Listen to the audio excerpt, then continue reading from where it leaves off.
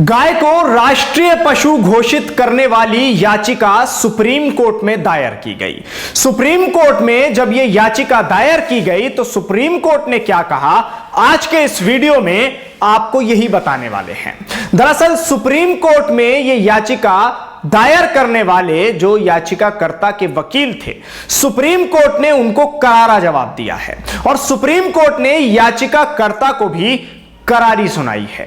आज की इस खबर में आप जानेंगे कि गाय को राष्ट्रीय पशु घोषित करने की क्या क्या वजह थी कि जिनको लेकर याचिकाकर्ता सीधे सुप्रीम कोर्ट चले गए और सुप्रीम कोर्ट में जाकर दरवाजा खटखटा डाला और सुप्रीम कोर्ट में याचिका दायर कर दी। लेकिन ऐसा तो नहीं है कि सुप्रीम कोर्ट सीधे याचिका को लेगा और याचिका पर सुनवाई करेगा और गाय को राष्ट्रीय पशु घोषित कर दिया जाएगा और याचिकाकर्ता ढोल बजाते सामने आ जाएंगे। और वही हुआ, सुप्रीम कोर्ट ने करारा जवाब दिया। सुप्रीम कोर्ट ने याचिकाकर्ता के वकील को ऐसा करारा जवाब दिया कि जो आज आप इस वीडियो में सुनने वाले हैं।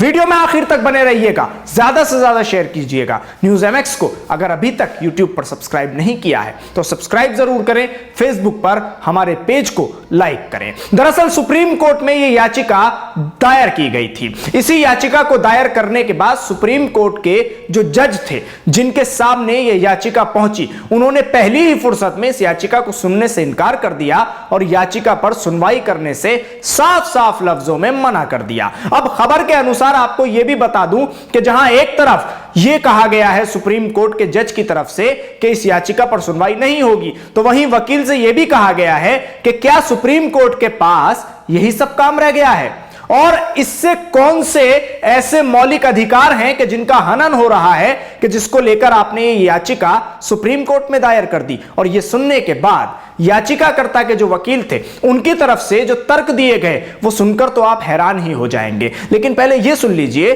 कि याचिकाकर्ता के वकील ने यह याचिका वापस ले ली है। जिन्होंने याचिका डाली थी उन्होंने इस याचिका को वापस ले लिया है। मैं एक छोटा सा पैराग्राफ खबर के अनुसार आपको पढ़कर सुना रहा हूं कि जिसमें क्या तर्क दिया गया है कि गाय को राष्ट्रीय पशु क्यों होना चाहिए। ध्यान से सुनिए। जस्टिस कोल ने कहा कि आप ऐसी याचिकाएं क्यों दायर करते हैं जहां हम जुर्माना लगाने के लिए मजबूर हो जाएं, क्योंकि आप अदालत आए हैं, इसलिए क्या कानून को हवा में उड़ा दें।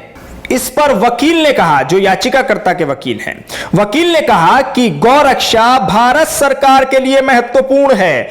सरकार ने सभी मामलों में कहा है कि गायों की हमेशा रक्षा की जानी चाहिए। सरकार इस पर विचार करे। हमें सब कुछ गायों से मिल रहा है। कोर्ट ने कहा कि वो इस याचिका पर सुनवाई नहीं करेगा। इसके बाद याचिकाकर्ता ने अपनी याचिका वापस ले ली। तो सुन लिया आपने, ये दो पैराग्राफ मैंने खबर के अनुसार आपके सामने पढ़कर रख दिए हैं, जिसमें पहली बात तो ये कही गई है कि याचिकाकर्ता के जो वकील हैं वो कोर्ट से कह रहे हैं कि सरकार ने तमाम चीजों को लेकर गाय को बहुत महत्वपूर्ण माना है और हमें सब कुछ जो भी मिल रहा है वो सब गाय से ही मिल रहा है। तो फिर कोर्ट ने क्या कहा? कोर्ट ने साफ साफ लफ्जों में कहा कि हम इस पर कोई सुनवाई नहीं करने वाले हैं, हम इस पर किसी भी तरह से कोई संज्ञान नहीं लेंगे। और इतना सुनने के बाद याचिकाकर्ता ने अपनी याचिका को वापस ले लिया। कोर्ट ने कहा कि आप इस तरह की याचिकाएं लेकर अदालत में आते क्यों हैं? आप अदालत का समय बर्बाद करते क्यों हैं? आप ये मानते हैं कि आप अदालत में आ गए तो क्या हुआ, आप कानून का मजाक उड़ाएंगे, आप कानून को हवा में उड़ा देंगे। यानी साफ साफ लफ्जों में कहा गया है कि यह बताइए, गाय को राष्ट्रीय पशु घोषित ना करने से कौन सा ऐसा मौलिक अधिकार है जो किसी का जिसका हनन हो रहा हो? भाई गाय गाय है, गाय रहेगी। गाय को राष्ट्रीय पशु घोषित करने के लिए आप क्यों इतना जोर दे रहे हैं? यह सुप्रीम कोर्ट के जज का कहना है। लेकिन अब सुप्रीम कोर्ट के जो ये जज हैं उनको लेकर क्या कहा जाएगा, अब आप इसका अंदाजा लगा सकते हैं खुद ही, क्योंकि पहले जब नूपुर शर्मा पर सुप्रीम कोर्ट के जजों की एक पीठ ने बयान जारी किए थे तो उसके बाद कई चैनल थे जिन्होंने सुप्रीम कोर्ट के जजेस पर सवाल उठाने शुरू कर दिए थे, हिंदूवादी संगठन थे जिन्होंने सुप्रीम कोर्ट के जजेस पर सवाल उठाने शुरू कर दिए थे, मीम्स बनने शुरू हो गए थे। तो ये तमाम चीजें हुई थी। उसके बाद अब सुप्रीम कोर्ट के इन जज साहब ने जो ये फैसला दिया है और जो पहली फुर्सत में ये याचिका खारिज की है, इसको लेकर भी क्या क्या नहीं कहा जाएगा, इसका अंदाजा सुप्रीम कोर्ट के उस जज को भी है कि जिसने ये याचिका खारिज की है, और आप लोगों को भी है जो इस वक्त ये वीडियो देख रहे हैं।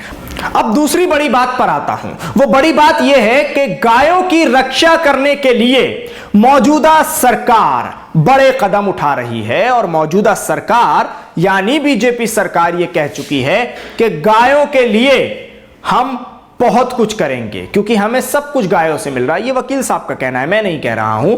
जो याचिकाकर्ता के वकील इस याचिका को लेकर कोर्ट में पहुंचे हैं, यह उनका कहना है, और वो ये कह रहे हैं कि सरकार गायों के लिए बहुत जिम्मेदार है। लेकिन पिछले कुछ ही दिनों में गुजरात, मध्य प्रदेश, उत्तर प्रदेश और कई अन्य ऐसे राज्य हैं, या दिल्ली की भी बात आप कर सकते हैं, वहां तमाम तर जो हालात थे वो क्या हुए।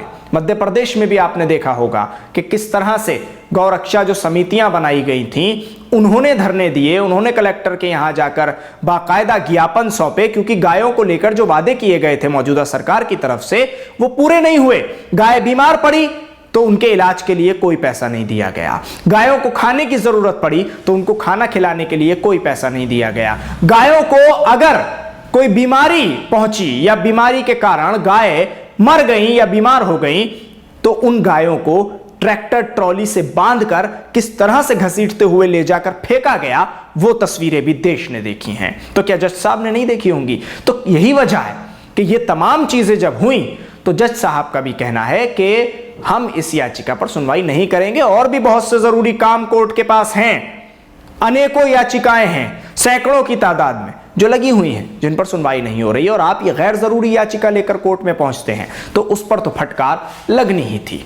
शुक्रिया आप हमारे साथ इस खबर पर जुड़े। न्यूज़ MX को अगर अभी तक आपने YouTube पर सब्सक्राइब नहीं किया है तो सब्सक्राइब करें। फेसबुक पर हमारे पेज को लाइक कर सकते हैं, वीडियो को ज्यादा से ज्यादा शेयर कर सकते हैं। धन्यवाद।